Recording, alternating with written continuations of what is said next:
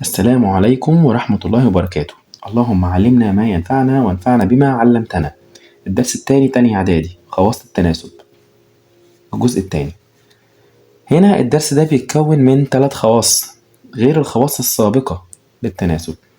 الخاصية الأولى بتتكلم عن تساوي المعكوس، يعني بمعنى أدق حاول تفهم تطبيق الخاصية الأول. هنا قالك لو مثلا عندي 3 على x يساوي 4 على y يساوي 5 على z يساوي ك، على طول انت كده قول له x بتساوي 3 ك، y بتساوي 4 ك، z بتساوي 5 ك، وتكمل بقى على حسب ما هو مطلوب في المسألة. دي تشبه نفس الخاصية اللي كانت في الدرس السابق، اللي هي كانت لما اقول مثلا x على 3 بيساوي y على 4 يساوي z على 5 يساوي ك، كنا بنقول x بتساوي 3 ك. هي نفس الفكرة بالظبط، خاصية سهلة جدا مفيهاش أي حاجة. الخاصية التانية لو A و B و C و D كميات متناسبة، يبقى هقدر أقول إن A على B يساوي C على D. ده من الدرس اللي فات. الجديد بقى إن أنا أقدر أقول المقدم على المقدم يساوي التالي على التالي. يعني اللي مش فاهم ببساطة كده A على C، يعني أنا أقدر أقول A على C يساوي B على D أهو. A على C يساوي B على D أهو كده أهو. A على C يساوي B على D، مقدم على مقدم يساوي تالي على تالي. خاصية تانية برضو سهلة جدا مفيهاش أي مشكلة. رقم 3 بقى، وهي دي الخاصية اللي كانت بمثابة فيلم رعب كده لطلاب تالتة إعدادي في الامتحان لو كانت جات. هنا بيقول لو أنا عندي نسب متساوية، 3 نسب متساوية، يبقى أنا أقدر أجيب نسب تانية عن طريق إن أنا أجمع المقدمات والتوالي للنسب اللي عندي. مش هتفهمها غير لما تطبق. فعشان كده تعالى نحل مع بعض الأسئلة دي ونفهم بعدها بإذن الله. هو هنا بيقول مثلا اوجد قيمة 10x زائد 3y إلى دي نقطتين اللي هو إلى 5x زائد 2y إذا كانت x إلى y يساوي 2 إلى 5. طيب أول حاجة أنت لازم تعرف يعني إيه كلمة إلى دي. إلى دي على طول كده اللي هي كأنها قسمة x على y يساوي 2 على 5. طيب ممكن تسميها كده هنا بيساوي k. ماشي، هو عايز يبقى اوجد قيمة الكلام ده. طب هنكتبه في الصورة اللي هي الصورة الكسرية، هيبقى 10x زائد 3y على الكلام ده كله هيتكتب هنا كده 5x زائد 2y. طيب نرجع تاني للجزء اللي احنا كتبناه ده من خلال القواعد اللي قلناها من ثواني. الاكس هتساوي على طول كده هنا الاكس هتساوي 2k، وهنا الواي هتساوي 5k. يجي واحد يقول لي مش المفروض الاكس بتساوي اللي تحتها؟ عادي، ممكن الاكس تساوي اللي جنبها هنا في الكي او اللي تحتها، نفس الفكرة. يعني الاكس بتساوي 2k والواي بتساوي 5k، نفس الفكرة عادي جدا. طيب الخطوة اللي بعد كده هعوض بالكلام ده بالاكس والواي في المسألة عندي هنا. يعني هقول لك الكلام ده بيساوي 10x بدل الاكس هحط 2k، يعني هقول 10 في 2k زائد 3 بدل الواي هحط 5k. بعد كده هنخش على المقام 5x. طيب هننزل 5 زي ما هي، والاكس زي ما عملنا قبل كده هحط مكانها 2k، وهنا زائد 2y نكتب الاتنين والواي نكتب مكانها 5k يساوي ونكمل. طيب 10 في 2 يبقى 20k زائد 3 في 5 15k، ننزل تحت 5 في 2 ب10k زائد 2 في 5 ب10k. نجمع عادي جدا بعد كده 20k زائد 15k يطلع 35k، وهنا 10k زائد 10k يطلع 20k. كي.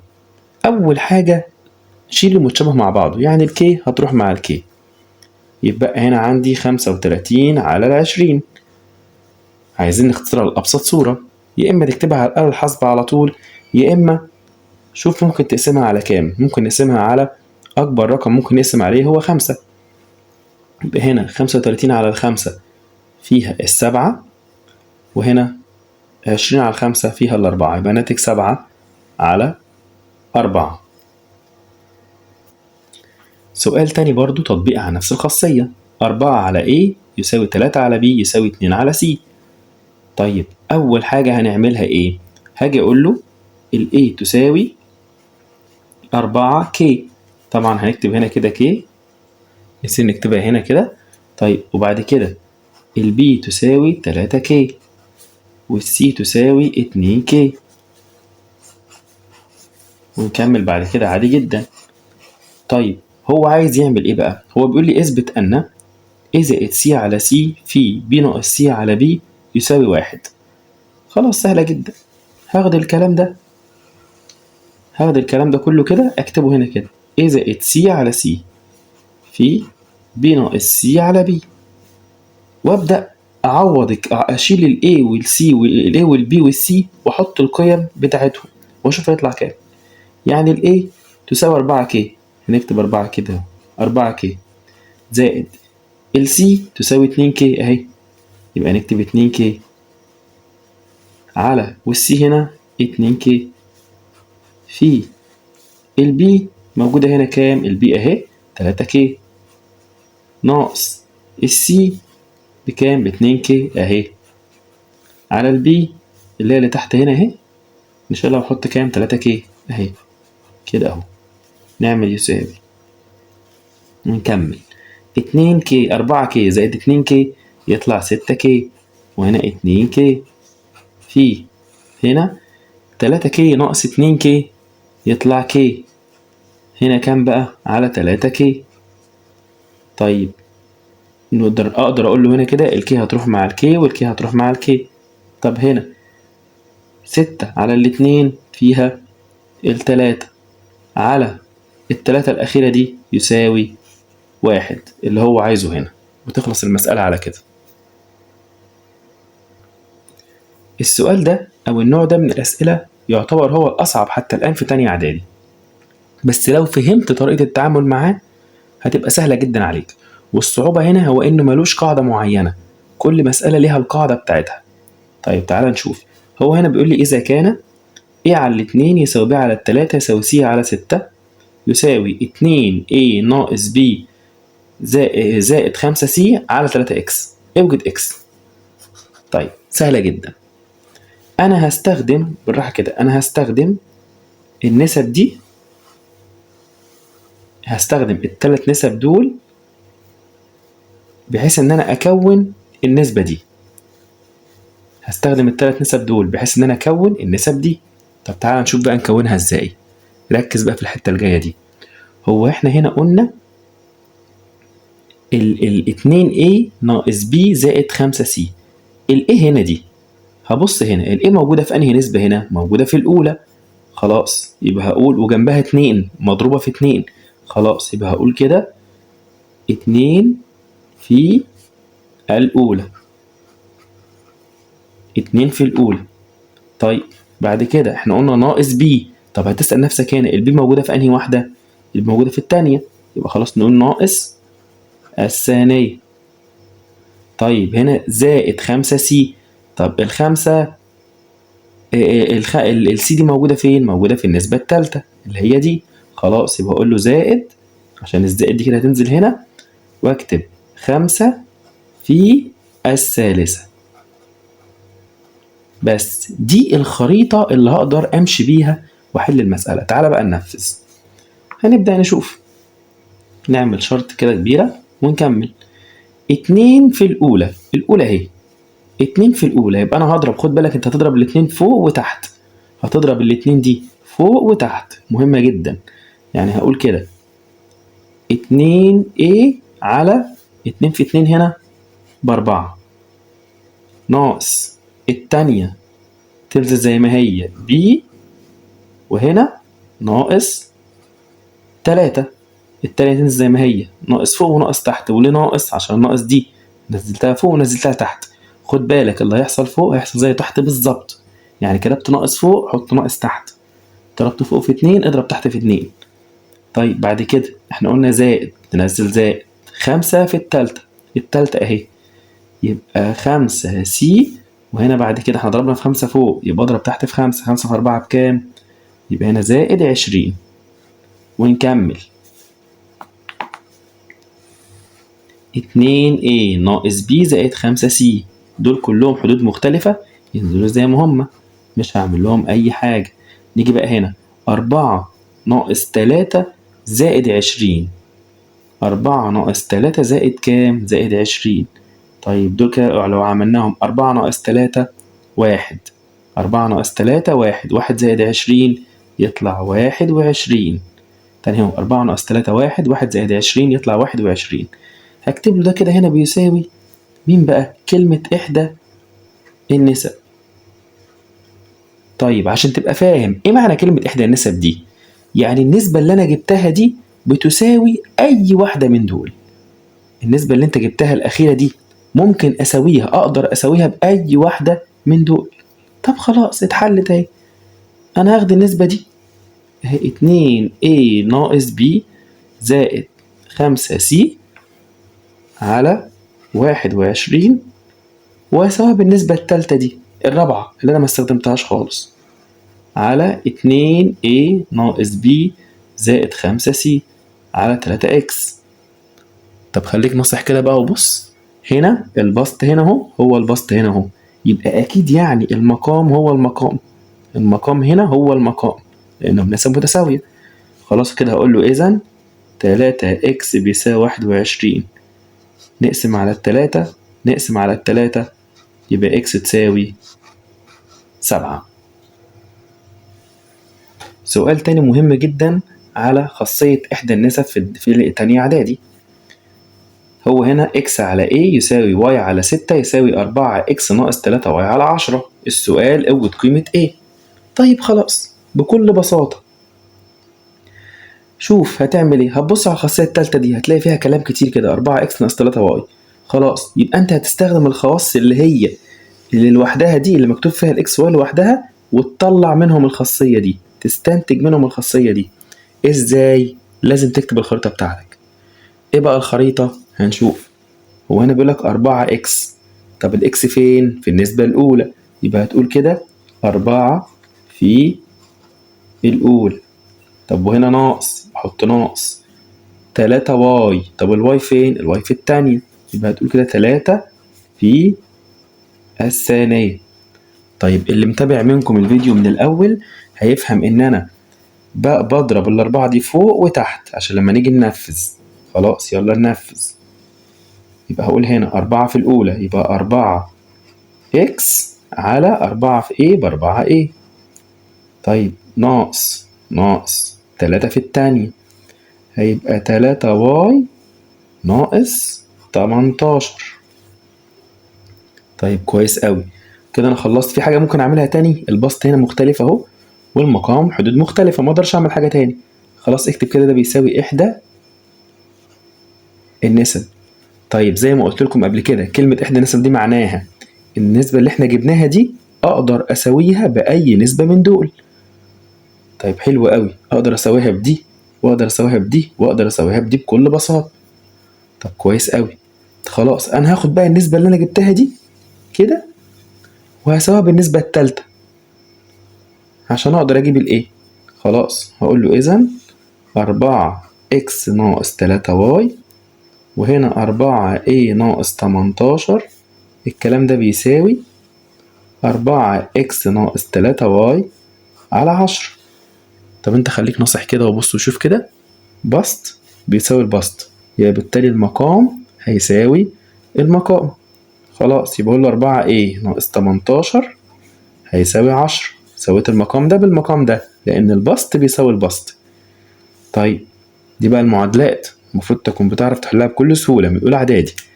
السالب 18 ده هيروح الناحية التانية هنا كده بإشارة مخالفة، يعني هو ناقص يروح هناك يبقى زائد. والأربعة ايه هتنزل، يعني هقول 4 ايه بيساوي 10 تنزل هنا في مكانها زائد 18. هيبقى 4 ايه بتساوي 10 و18 يطلع كام؟ يطلع 28.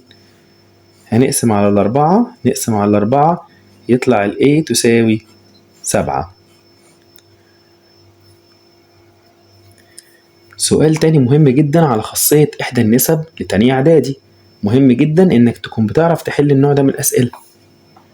هو هنا قايل لك إذا كان A على 4x زائد y بيساوي B على x ناقص 4y اثبت أن A زائد B على 5x ناقص 3y يساوي A ناقص B على 3x زائد 5y.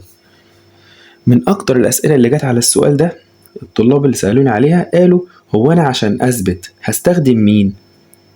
هشتغل على مين؟ هشتغل على البسط ولا المقام ولا هنا ولا هنا؟ بص بقى السؤال ده أنت اشتغل على البسط هتلاقي المقام طلع لك بكل بساطة. اشتغل على البسط هتلاقي المقام طلع لك. طب عايز تشتغل على المقام، اشتغل على المقام بس هيطلع عينك عشان تحل المسألة. هتتحل بس هتتعب جدا فيها.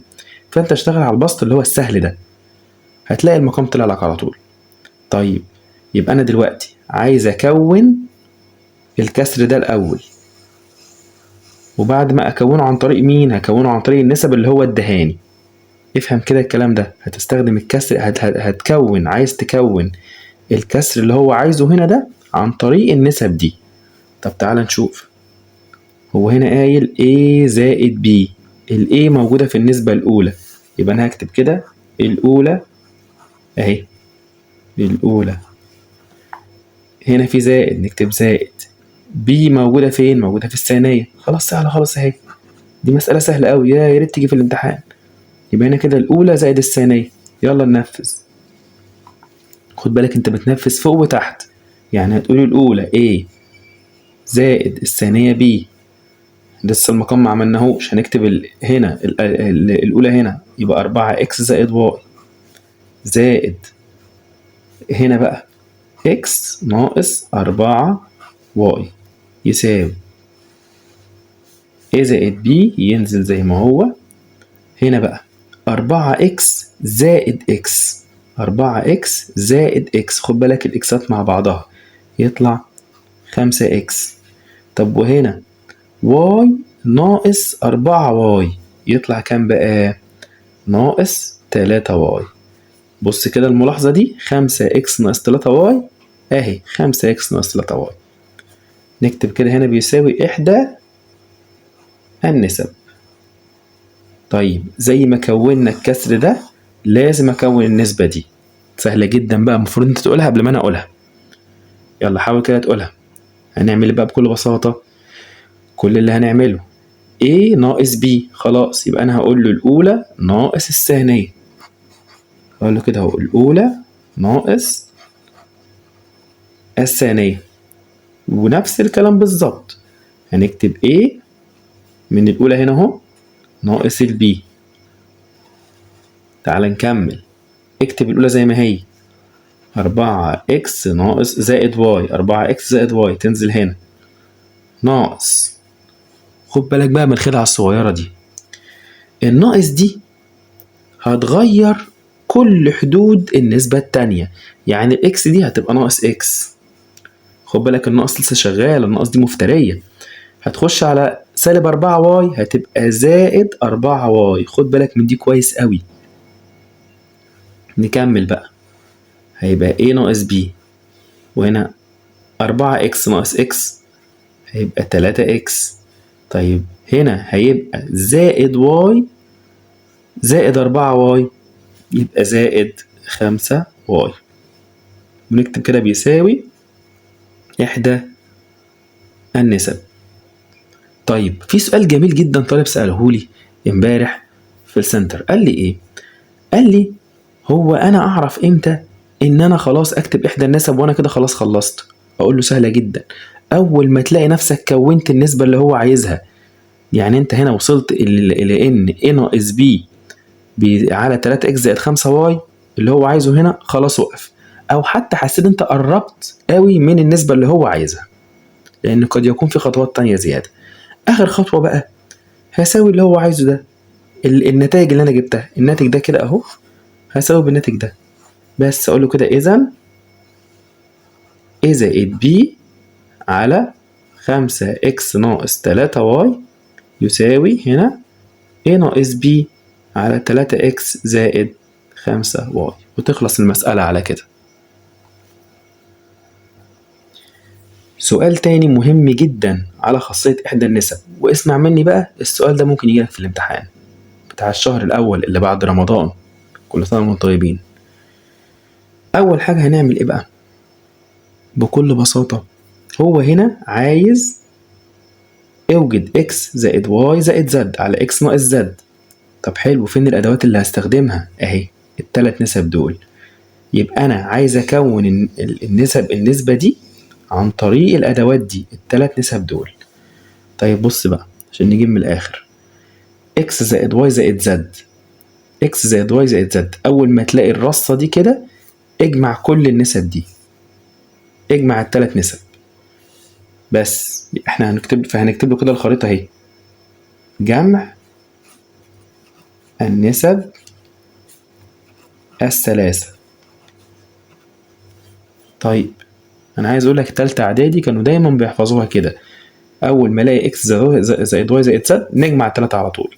طب تعالى نجمع x وx يبقى 2x، y وy 2y، z وz 2z. طيب زي ما جمعنا فوق هجمع تحت، 7 و5 12. بعد كده 12 و8 كام؟ 20. طيب ايه اللي بعد كده؟ هنعمل ايه بقى بعد كده؟ هتبص هنا ده في 2 2 2. خلاص، طب ما تاخد عامل مشترك، خليك ناصح كده، اكتب هنا 2 كده عامل مشترك هنا اهو، هيبقى اكس. لو خدت من هنا 2 تبقى اكس، خدت من هنا 2 يبقى واي، خدت من هنا 2 يبقى زد على 20. طب ممكن نختصرها، نقول 2 على 2 فيها الواحد، 20 على 2 فيها 10، يبقى الناتج النهائي اهو اكس زائد واي زائد زد على 10، واكتب هنا بيساوي إحدى النسب. كده احنا جبنا البسط، لسه هنجيب المقام. طيب المقام بشوف سهل ازاي، اكس ناقص زد، اكس ناقص زد. هنا بقى الصعوبة بقى، انت عايز الاكس ناقص زد وتخلص من الواي، وعايز الزد تبقى بالناقص كمان. طيب خلاص، تعالى كده نشوف النسبة الأولى والتانية. لو طرحنا التانية من الأولى، طرحنا التانية من الأولى يعني قلنا كده، قلنا الأولى ناقص الثانية، هيبقى كده اكس زائد واي. تمام، الناقص بقى اهي هتنزل ناقص واي، وخد بالك زائد زد هتبقى تنزل ناقص زد، وتحت هيبقى 7 ناقص 5.